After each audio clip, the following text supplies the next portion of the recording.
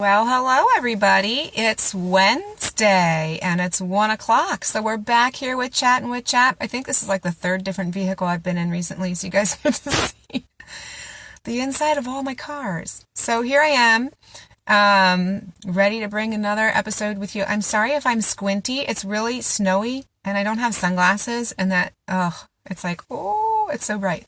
So here we are.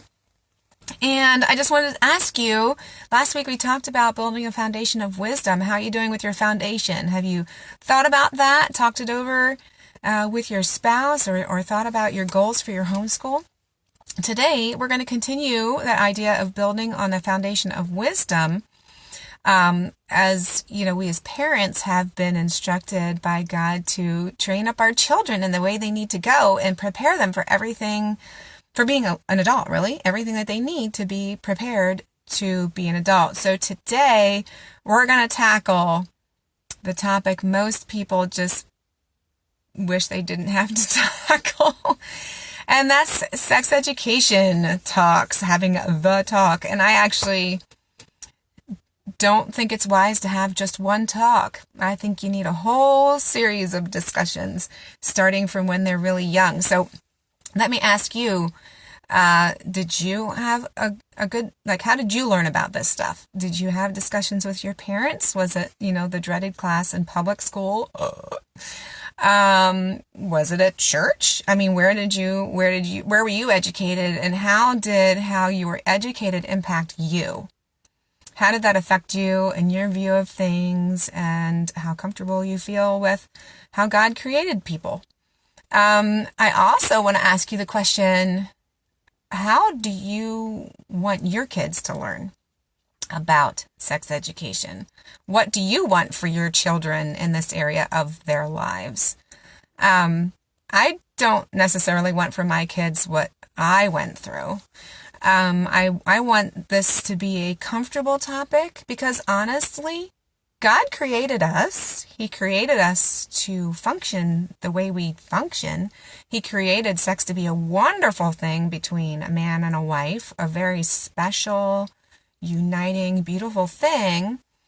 And unfortunately, our world is kind of just, totally messed it up, which is frustrating. So, any feelings that we have of embarrassment or shame or it being dirty, it's not biblical, because God created this as a wonderful thing for parents.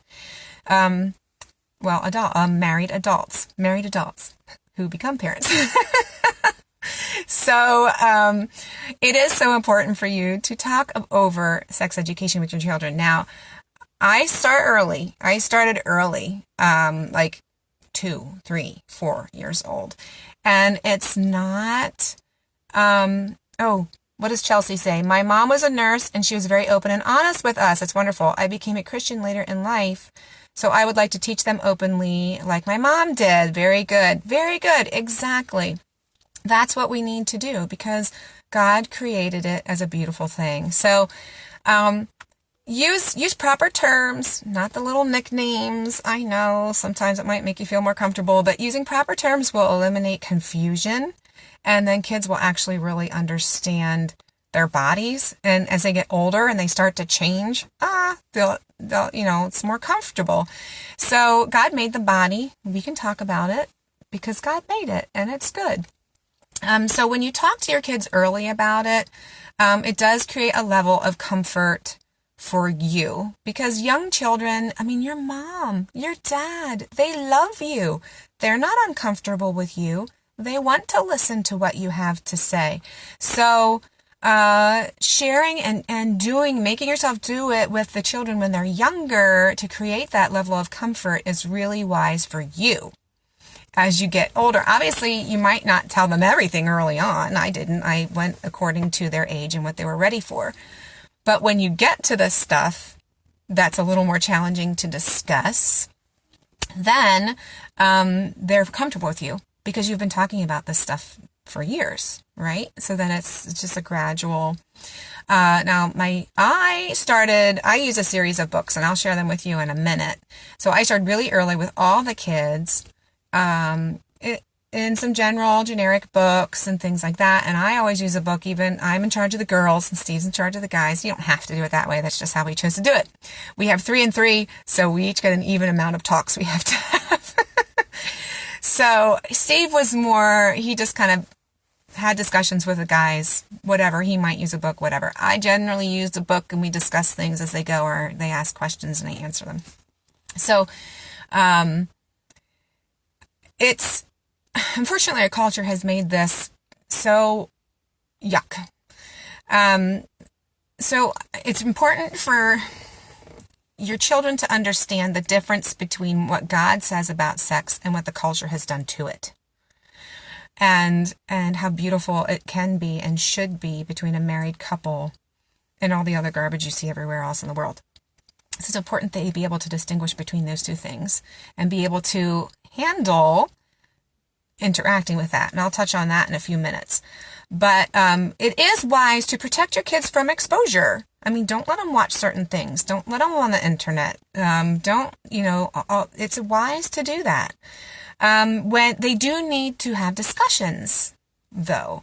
So it's wise to protect them, but it's also wise to prepare them, because when they leave you and go to college, or they leave you and move out and get married or whatever, they are going to have interactions with the world.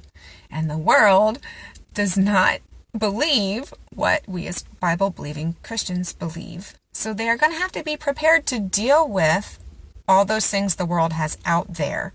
Obviously not at 5 years old, but as they get older, past puberty, into puberty, high school, whenever you think is an appropriate time, you know your kids and you know the life that they're living. Sometimes you have some family situations, relational situations where you need to deal with topics sooner than you would prefer because of what's going on.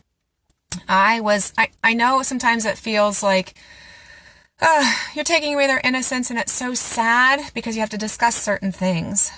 But it's better to have them be prepared than to be taken by surprise or something happened to them because they were unprepared. So like when my son was 6-7 years old, we had a person move in the development down the street that was not a safe person. And we had to talk to them about that, about not walking down towards that area unless they were with us or whatever. And that seems sad, but it's really wise because you want your kids to be prepared. Let's see. Stephanie says, I started age-appropriate sex education from the very beginning of school. Good job. Now that I have a 14-year-old that is at the stage where mom is so not cool, at least he knows the right stuff. Yes, that is exactly right, Stephanie. It's wise to start early. So I want to show you here. I have my books along. The first one I ever read is called, I didn't flip my screen. I don't know how to do that.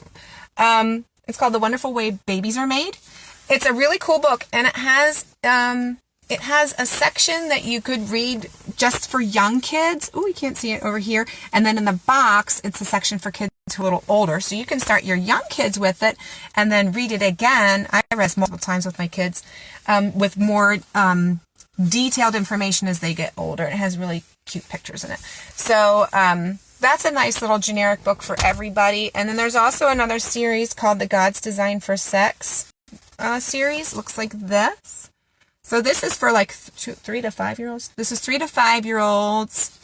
And the next one is like 5 to 8. And then the next one is 8 to 11. So they get more detail the older you get with questions and things like that. It has scripture in it. It does have pictures so you can see the difference between the bodies. So it starts with a story and kind of goes more into the details as kids get older. And the other one I have is called Learning About Sex for the Christian Family.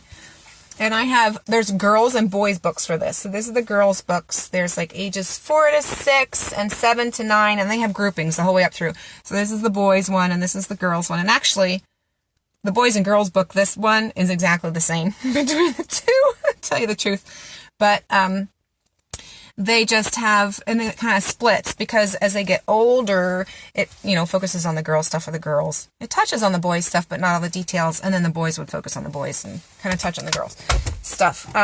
So then it gets older, like this one's for ages 14 and up.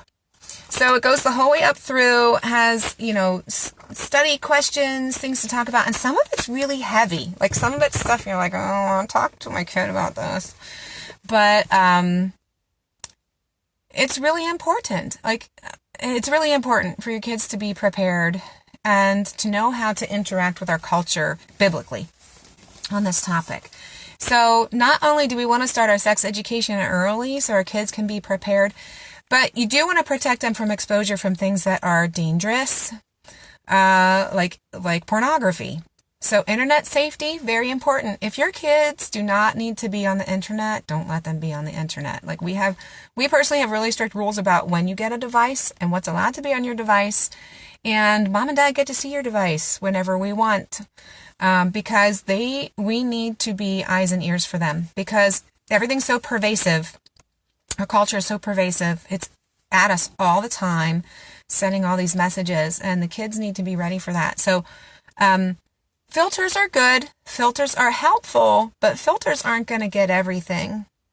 So kids need to be prepared. I mean, goodness gracious, there's like billboards out there and you're like, what? Don't look at that billboard, kids. Right? You're like hiding their eyes in the car. So they need to know what to do when they encounter those types of pictures. So there's other trainings out there. There is a website called protectyoungminds.org. Protectyoungminds.org. That's one word. And they talk about pornography. There's a book out from them called Good Pictures, Bad Pictures. And they have training in little ones. And I think that particular book is maybe for 9 to 12-year-olds. But it's explaining to them what's okay and what's not okay, and that there's a difference, and what you should do if you run into something that's bad. Obviously, come to mom, go to an adult, make them aware. So the person who wrote the Good Pictures, Bad Pictures book, I can't remember her name, but she said, I listened to her in her talk recently, she said that if kids are aware of what pornography is, it actually could help to decrease child abuse, because children are aware of what is good and what is bad, what's appropriate and what's inappropriate. And when they encounter that, if they trust you, if you're having these discussions with your kids and saying, come to me with any questions you have, I will help you. If they have that information and knowledge, it goes off in their mind. Oh, wait, my mom has trained me on this. This is not good. I need to go tell her.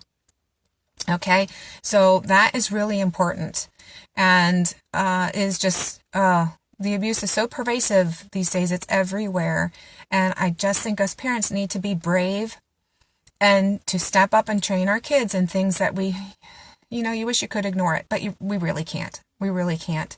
So prepare your children so they can deal with these things. So they need to be able to know what to do when they encounter pornography, inappropriate pictures, things like that. So there's also a resource at the protectyoungminds.org website that helps you if you have been exposed to pornography or your child and they need help. So I would go check that out. Very helpful resource. So I know these aren't easy topics. I know, like I said a few seconds ago, we just kind of want to, oh, can I just brush it under the carpet? No, we can't. We can't.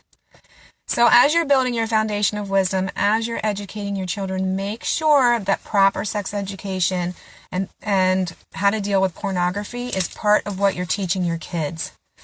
Because what God created is beautiful. It is so wonderful.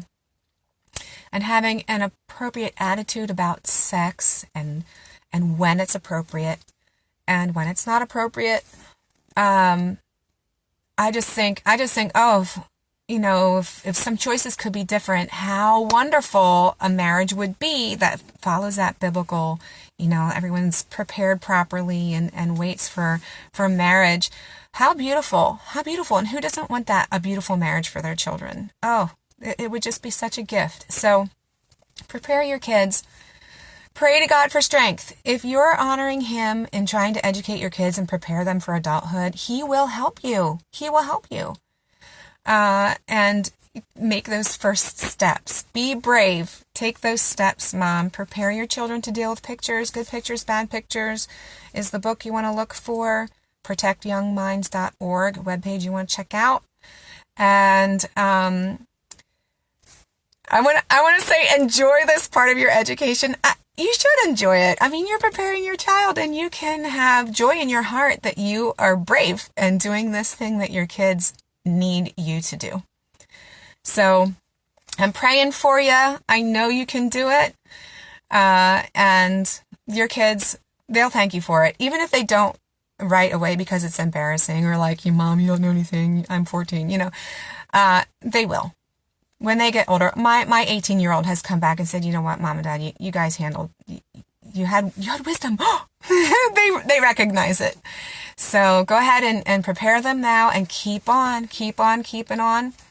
I did want to mention one of the things Steve and I did is we took trips like every once in a while with our kids.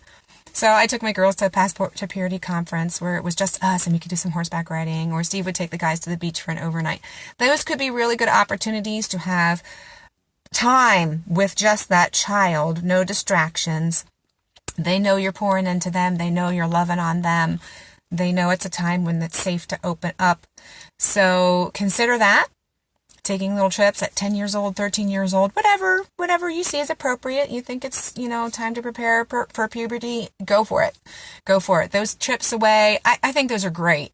They're really great. It doesn't have to be expensive. It could be a way to friend's cabin or something. I don't know. Or just for a hike, a long hike, a day trip, something where it's just the two of you and you can concentrate on the matters at hand. So I encourage you, parents. I know you can do it. And again, also, feel free to comment below whatever you have questions about or something you want to talk to me about, or chaponline.com. There's a contact form. You can let me know what you're interested in hearing here on Chat with Chap. And I'm so glad you tuned in today, and I hope this has blessed you, and I look forward to seeing you again next Wednesday. Take care, everybody.